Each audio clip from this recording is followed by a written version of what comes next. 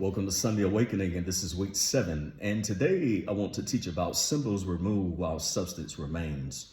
I want to read from 1 Samuel 3:13. It says, "For I have told him that I will judge his house forever for the iniquity which he knows, because his sons made themselves vile, and he restrained them not." The nation of Israel, under the priesthood of Eli, were on a collision course with the judgment of God because worship and revelation of God's word being taught had been neglected in the temple of God. Eli had 2 sons by the name of Hophni and Phinehas, and they were stealing the meat offerings that were being brought to the temple.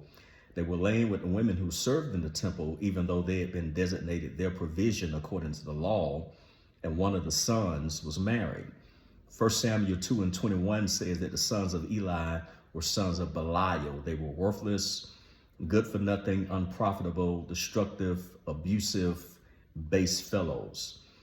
And the Lord sent an anonymous prophet to Eli to let him know that his entire household would be cut off, and none of the men in their bloodline would live to be old.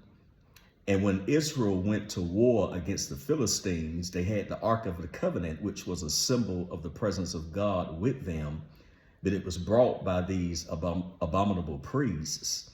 And they still lost the battle, and 34,000 soldiers died that day along with Eli's sons. Then Eli himself died when he received word that his sons had died, all because the ministry family leveraged their position and family legacy to take advantage of God's people, and they would self-destruct. And so God raised up Samuel to replace them. And many churches that are family owned and operated that use and abuse God's people financially and sexually, I'm here to tell you, their self-destruction is inevitable because their dastardly behavior is unrestrained.